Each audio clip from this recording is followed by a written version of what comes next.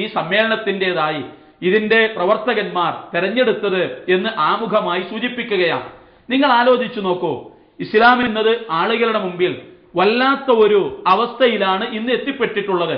ആളുകളുടെ ചിത്രം എന്താണ്? അവരുടെ മനസ്സിലുള്ള ചിത്രം എന്താണ്? ഇസ്ലാം ക്രൂരതയുടെയും ഇസ്ലാം എല്ലാത്തരം വൃത്തികേടുകളുടെയും ഒരു മതമായി മാറിയിട്ടുണ്ടോ എന്ന് ഇതിനോട് ഗുണകാംക്ഷ പുലർത്തുന്ന ആളുകൾ പോലും തെറ്റിദ്ധരിക്കുന്ന അവസ്ഥയാണ് ലോകത്ത് സംഭവിച്ചുകൊണ്ടിരിക്കുന്നത്. അതിന് കാരണം മുസ്ലിങ്ങളാണ് എന്ന് പറഞ്ഞാൽ അത് ഒരു രണ്ടാമത്തെ അഭിപ്രായമല്ല, ഒന്നാമത്തെ അഭിപ്രായമാണ്.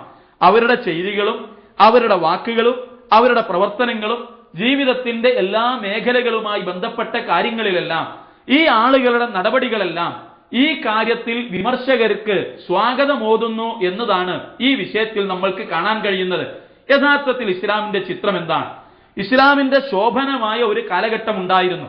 നബി സല്ലല്ലാഹു അലൈഹി വസല്ലമ പറഞ്ഞതുപോലെ ഖൈറുൽ ഖുറൂനി ഖർനി സുമ്മല്ലദീന യലൂനഹും സുമ്മല്ലദീന യലൂനഹും, ഏറ്റവും നല്ല ഉത്തമമായ നൂറ്റാണ്ട്. ആ 3 നൂറ്റാണ്ടുകളിൽ ജീവിച്ചിരുന്ന ആളുകളെ നോക്കുക.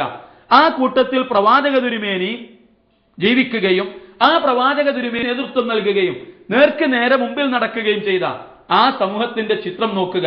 ഇത്ര മാതൃകാപരമായ, ഇത്ര താരതമ്യപ്പെടുത്താൻ മറ്റൊരു സമൂഹമോ മറ്റൊരു ജനതയോ ഇല്ലാത്ത അത്ര മാതൃകാപരമായ ഒരു ജീവിതമാണ് പ്രവാചകന്റെ കാലഘട്ടത്തിലുള്ള ജീവിതത്തെ നോക്കിക്കാണുന്ന നിഷ്പക്ഷരായ ആളുകൾക്ക് കാണാൻ സാധിക്കുക.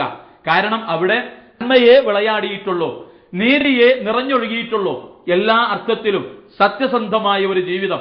സാമ്പത്തിക മേഖല നോക്കുക, അവിടെ പവിത്രമായി അന്തസ്സോടെ ആ കാര്യം അവർ കൈയാളി.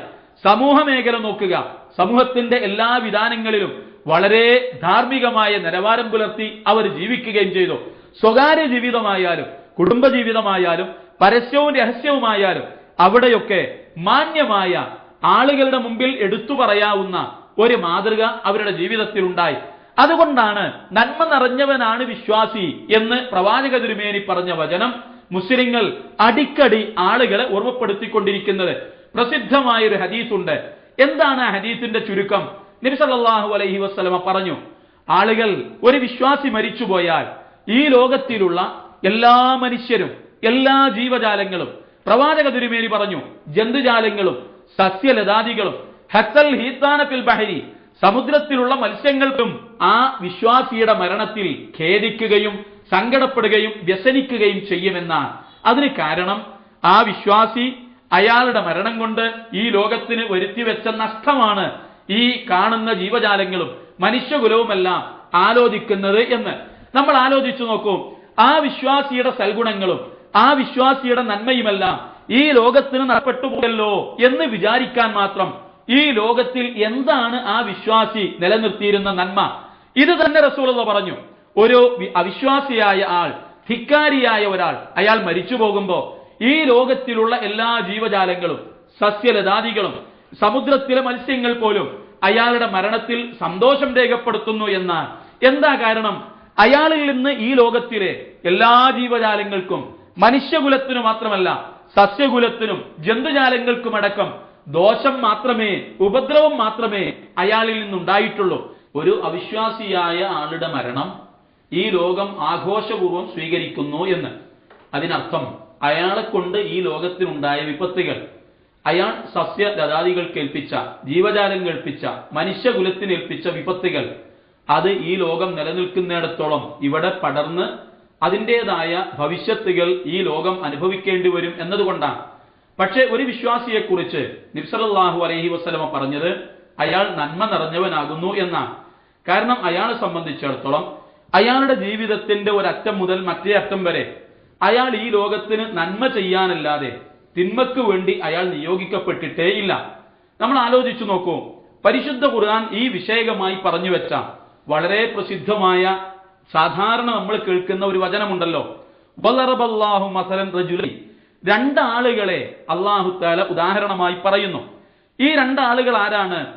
ഒരാള് ഇപ്രകാരമാണ്, അയാളുടെ അവസ്ഥ വളറബല്ലാഹു മസലൻ റജുലൈനി അഹദുഹുമാ അബ്കം ലാ യഖ്ദിറു അലാ ഷൈഇൻ വഹുവ കല്ലുൻ അലാ മൗലാഹു ഐനമാ യുവജ്ജിഹു ലാ യഅതി ബിഖൈരിൻ. ഒരു മനുഷ്യൻ, അയാൾ പൊട്ടനാണ്. അയാളെ സംബന്ധിച്ചിടത്തോളം അയാളുടെ യജമാനന് ഭാരമായവനാണ്. അയാൾ ലാ യഅ്തി ബി ഖൈറിൻ, ഏതു ഭാഗത്തേക്ക് തിരിഞ്ഞാലും ജീവിതത്തിന്റെ ഏതേത് മേഖലകളിലേക്ക് അയാൾ കടന്നു ചെന്നാലും അയാളിൽ ഒരു നന്മയും കണ്ടെത്താൻ സാധ്യമല്ല, ഒരു നന്മയും അയാൾ വരുത്തുകയുമില്ല. എന്നിട്ട് അല്ലാഹു തആല പറഞ്ഞത് ഹൽ യസ്തവി ഹുവ വമൻ യഅ്മുറു ബിൽ അദ്ൽ വഹുവ അലാ സിറാത്തിൻ മുസ്തഖീം, ഈ പറഞ്ഞവനും നേരെ ചൊവ്വേ നീതിപൂർവം ജീവിക്കുന്നവനും സമമാണോ എന്ന് ഖുർആൻ ചോദിക്കുന്നു. രണ്ടാളുകളെ അല്ലാഹു തആല പറഞ്ഞ ഈ ഉദാഹരണത്തിൽ നമ്മൾ കാണുന്നു.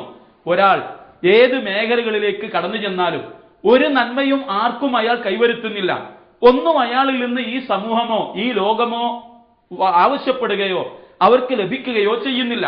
നേരെ മറിച്ച് രണ്ടാമത്തവൻ ഖുർആൻ ചോദിക്കുന്നത് ഹൽ യസ്തവി ഹുവ, ഈ മനുഷ്യനോട് സമമായവനാണോ? ആരാണ് ഇയാൾ? യഅ്മുറു ബിൽ അദ്ൽ, ഇയാൾ നീതിപൂർവം